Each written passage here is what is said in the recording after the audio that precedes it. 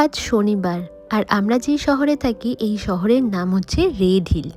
আর এই রেড হিলবাসীদের জন্য আজ দিনটা কিন্তু খুবই আনন্দের একটা দিন। আজ আমাদের শহরে কার শো হবে। আমাদের শহরে আমরা যেখানে থাকি বছরে একবারই এরকম ভিড় দেখা যায়, সেটা হচ্ছে এই কার শোয়ের দিন। এত ভাল লাগে, মানে চারিদিকে মানুষ লোকজন ভিড় করে থাকে। তো এরকম ভিড় দেখতে গেলে বছরে একবারই ওয়েট করতে হয়।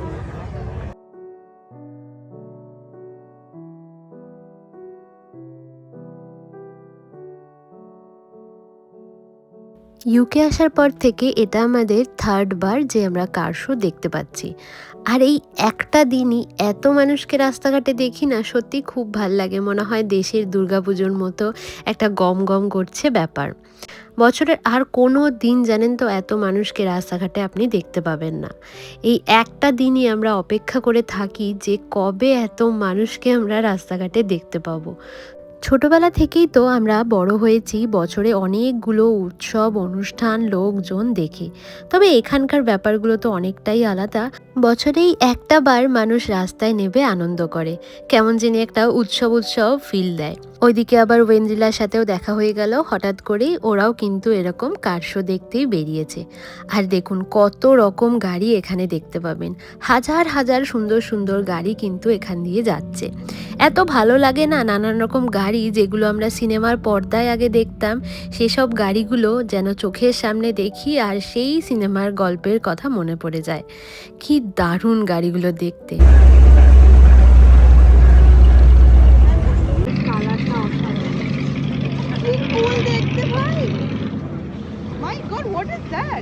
দেখো দেখো, এটা দেখো। ওয়াও,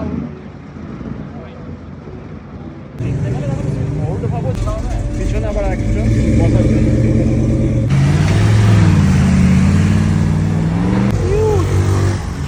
বিশাল কিউট সত্যি কালারটা।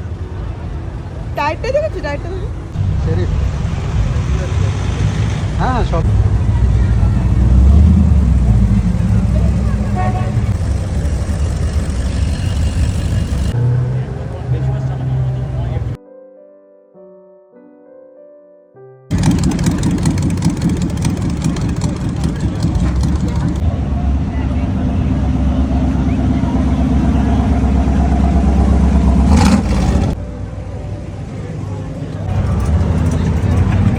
কত লোক, এত রাত হয়ে গেছে, প্রায় 10টা বাজতে চললো আর এখনো এত লোক। আজ কত রকম গাড়ি দেখলে। অনেক রকম, কত ভিনটেজ ভিনটেজ গাড়ি।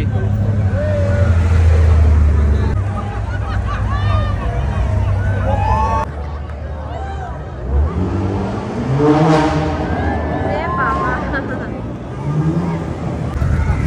ওয়াও, গাড়িটা কি দারুণ দেখতে। রাত এখন 10টা 15 মতো বাজে, এবার তো বাড়ি যাওয়ার পালা। বেশ অনেকক্ষণ আগে বেরিয়েছি সন্ধ্যাবেলায়, আর খিদেটাও বেশ পেয়ে গেছে। যাই, আজকের মতো বাড়ি যাই, আবার একটা বছরের অপেক্ষা এই দিনটা আসার। আজকের মতো ভিডিওটাও শেষ করছি, বাই বাই।